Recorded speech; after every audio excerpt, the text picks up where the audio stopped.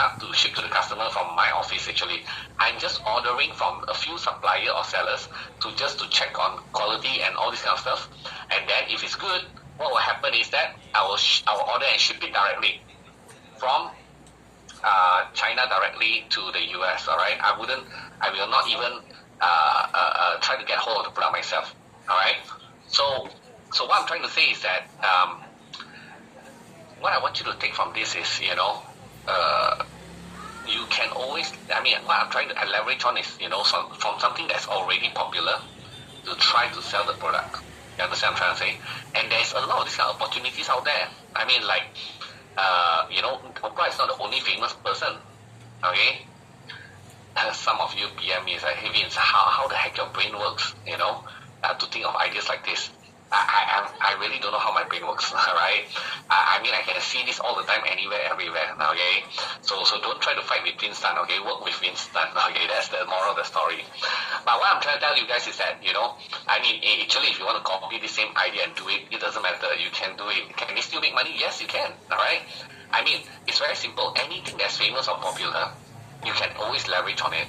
There's so many influencers nowadays in the market. There's so many celebrity, the things they wear, the things they eat, and all these are influencing someone else. You understand what I'm trying to say? So how do you leverage on that? All right. I can give you in fact, this reminds me of another story that is using the similar concept as this as well, in a very different way. Do you want another story? Oh, now you like stories, huh? Okay, just one more before we continue our lessons, all right? So this one is related to, me meeting my wife. Actually, I met my wife since I was like 16 years old and she was 14 back then. But at that time, I was being friend zoned, she don't want to reject you. So, the girls don't reject you, and then they say that you're like their brother, I'm like, no, I don't want to be your brother, I want to be your good boyfriend, all right? So anyway, I was friend zone last time, but we came in touch, all right, as a friend. And then, long story short, after 13, 14 years, we met back again, all right, in person. And then, one thing led to another, we became a couple. And then I remember asking her, like, hey, what do you do actually? And it turns out she is really big on selling things on eBay. You all know eBay?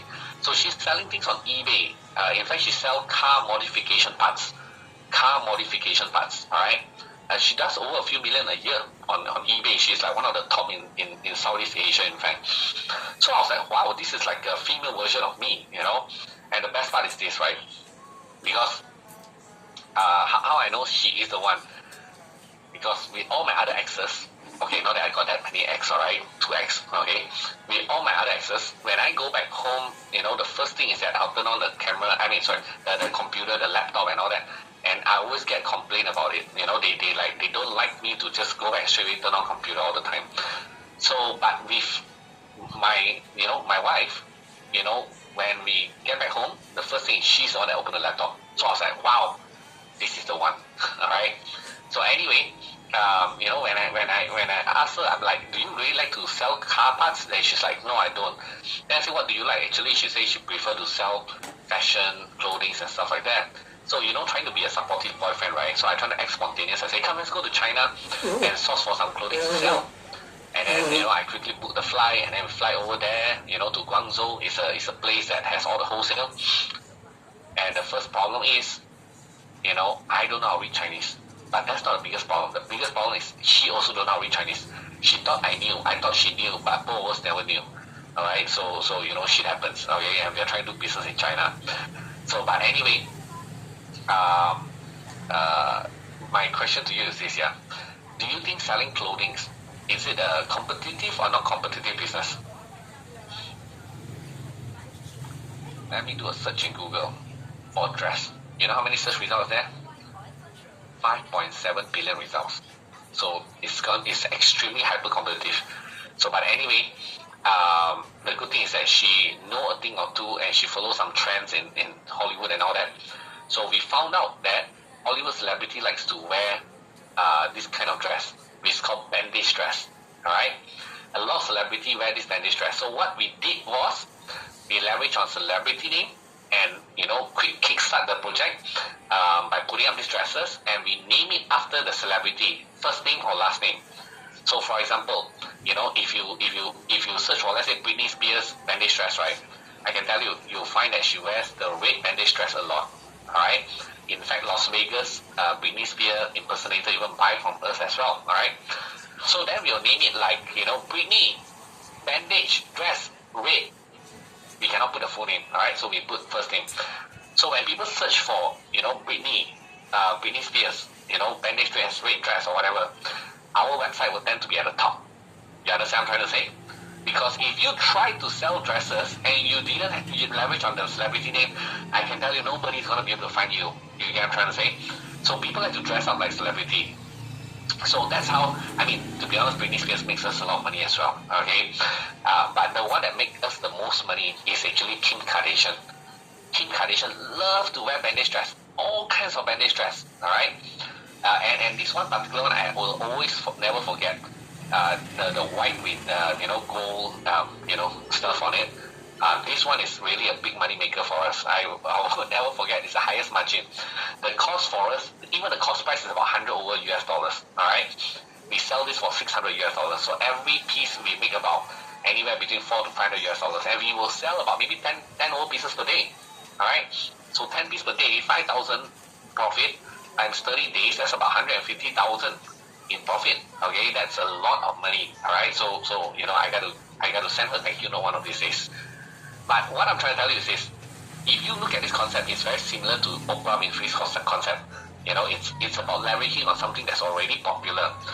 So we name it after like Kardashian bandage dress, all right, or Kim or whatever it is. But you know what? Got something funny that happened last time. If you look at my screen, the bandage dress color that she wear, the first one, top left, what does that color look like to you? I know it may not be very clear to some of you. Alright, it is a skin color, beige or nude color. Oh, that one was a funny incident because we put up this product for sale, and our server crashed. And we wonder what happened. We thought we have a lot of sales. Because we put up this product, we put that Kardashian nude bandage dress. You know what happened, right? We attracted the wrong kind of people, okay? So, but anyway, yeah, I know. You want more stories? Enough of stories, okay?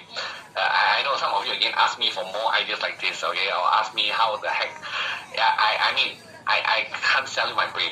If I could, I would. All right.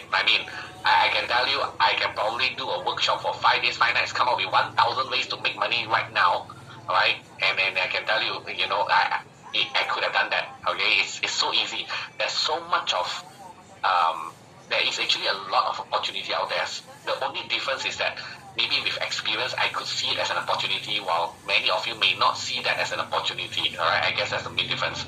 So, which is why I'm trying to train you guys up, give you that kind of lens, so that after this workshop, you will have a new pair of contact lens, and you start to, what you used to see that is not an opportunity, after this you'll start to see as opportunity. That's why I say this workshop is so damn important. I'm trying to give you many, many lenses over these few days, okay? Like this is one of the lenses I'm giving you. So from now onwards, you will start to realize that, oh, wait a minute, something that is popular, always remember, something that's already popular, I want you to remember my story, so that you can start to think about what can I do to leverage on this popularity. Whether it's a person, whether it's a food, whether it's a trend, whether it's a color, whether it's a product, whatever.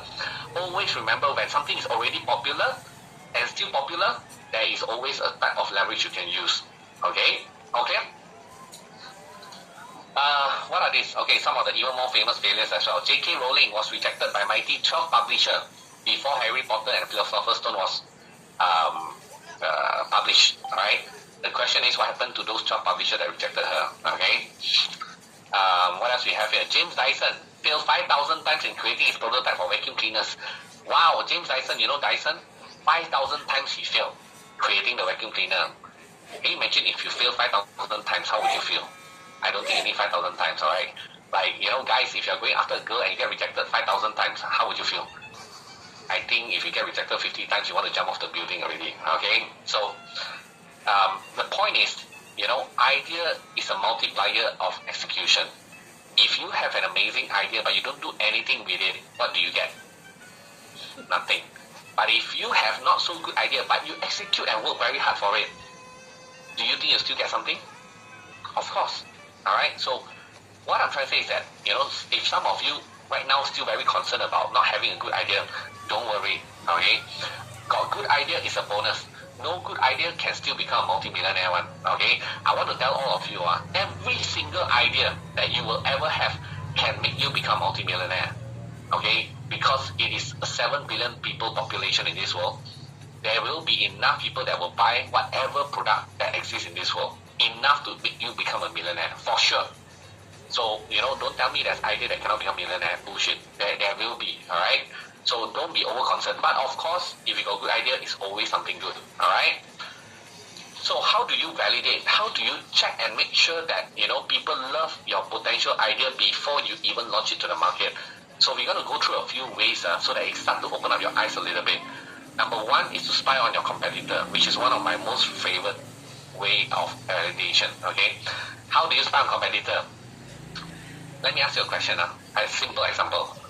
If you search for certain products or services in Google and you see your competitor's advertisement continuously showing up as you show the ads, type in the keyword, after a few months still showing up the ads.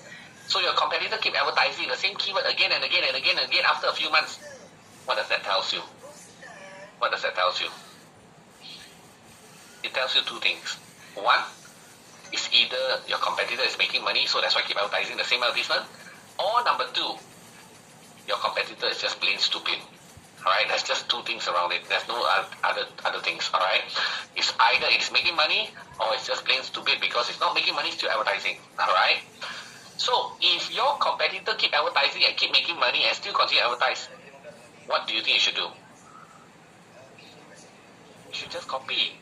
Alright, so I want to introduce you to some of the tools. Like number one, I want to introduce you to ispionage.com.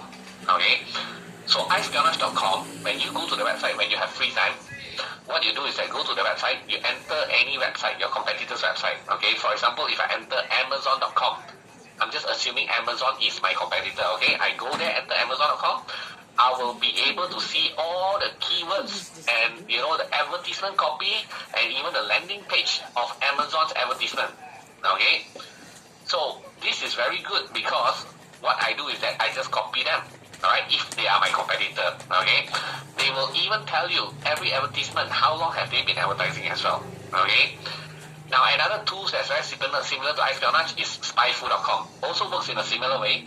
If you enter amazon.com, assuming your competitor is Amazon, then you can see all these details like probiotic, they advertise for how long already, and then what is the advertisement and stuff like that. Alright, all the history. Okay, very detailed. Okay, so you should go and check it out when you have the free time. Alright, you can see all the probiotic advertisement that they're running. Okay, these are just some examples of it.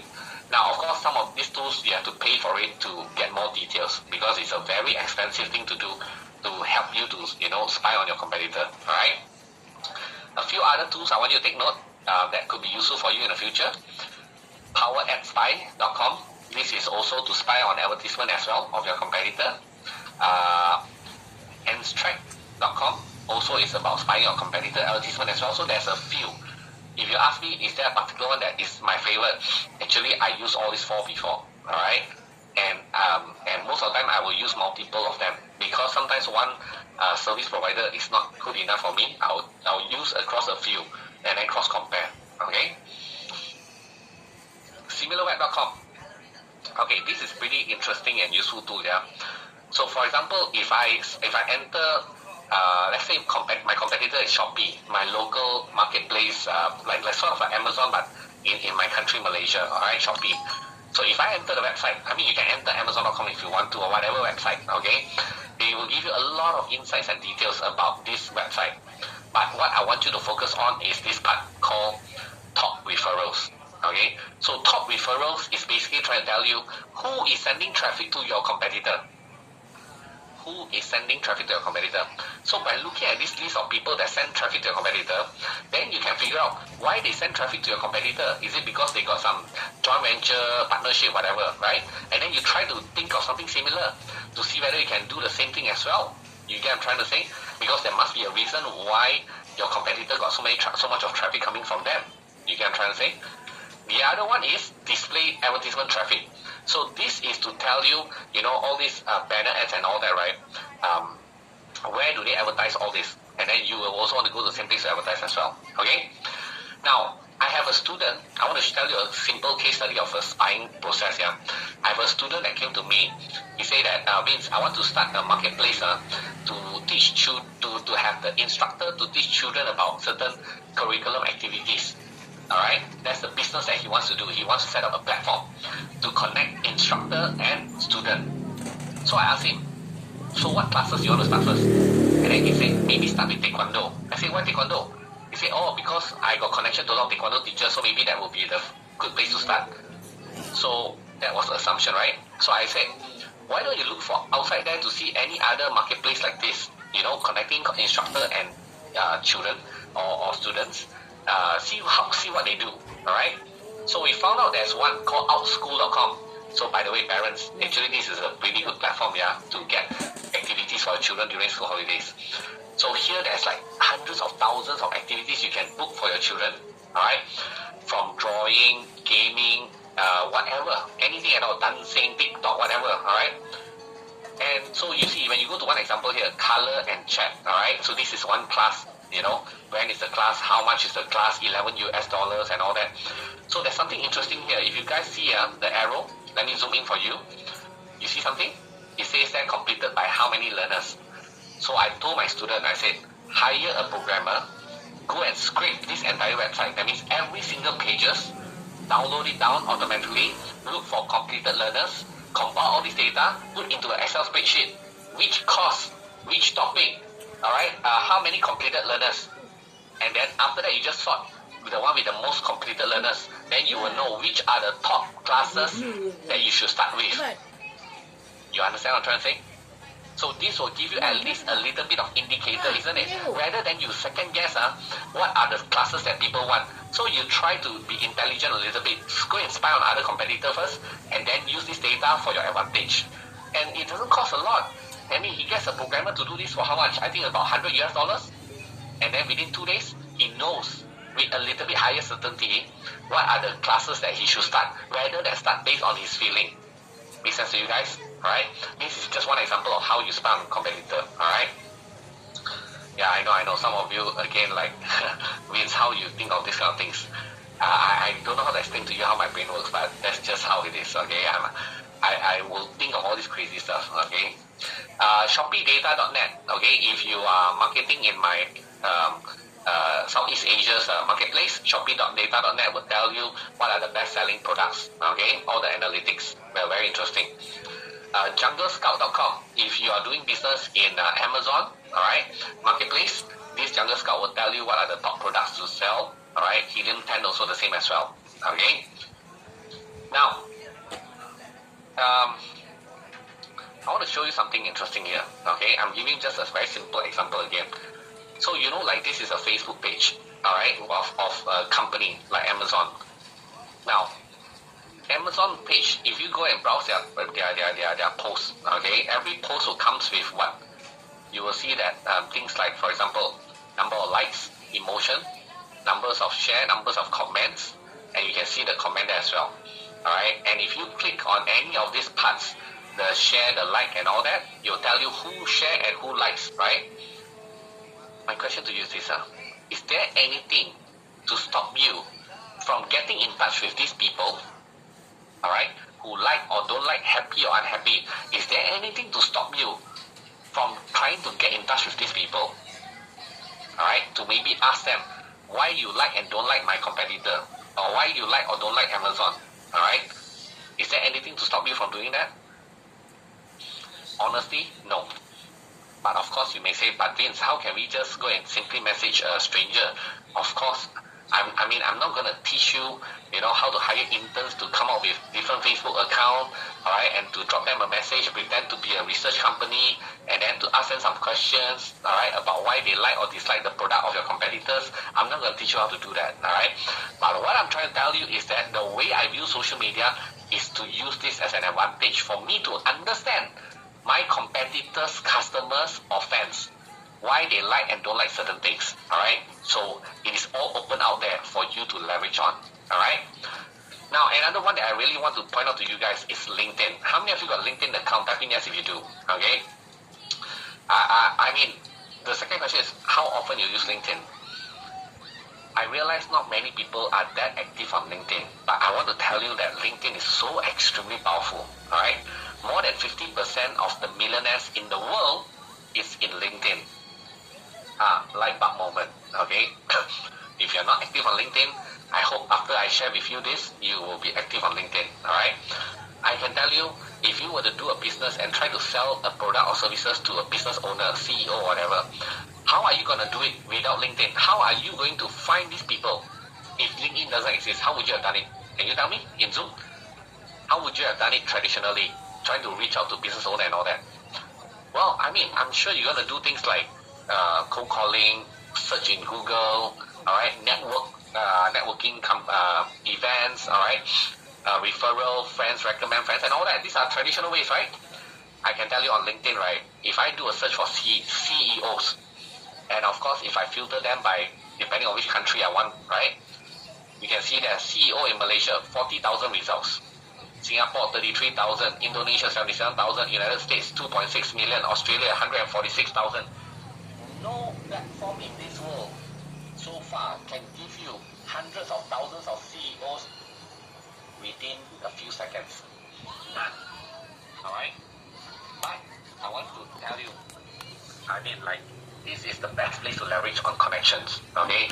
You should be building connection actively every single day on LinkedIn, regardless whether you're going to use it now or later. Okay? You don't wait until when you need to use it, you start to build the connection, then it's too late. You're going to wait for another half a year already. Alright? So, here's the thing. When you found someone interesting, right, you're going to click the connect button on the right hand side. And then you hope that they approve you. If they approve you, then you can message them after that. So, you want to learn a skill or not? How to make sure you can increase your chances of getting approval for your connection by 70%? You want to learn that or not? Type in yes, you want to learn? If you don't want, I'm going to skip this. Okay, you want to learn that? Okay, listen very carefully. Take note on this, okay? If you want to increase your chances of people approving your connection request by 70%, here's what you do, okay? So when you go to a person's profile, right, you click this connect button, and then after that, the other person will get a request, and then hoping that this person will approve it. There is something interesting in LinkedIn, which is, you can actually see who view your profile, okay? You can actually see who view your profile. And this is where, I can see that, the last few days, these are some of the people that view my profile, okay? So the strategy is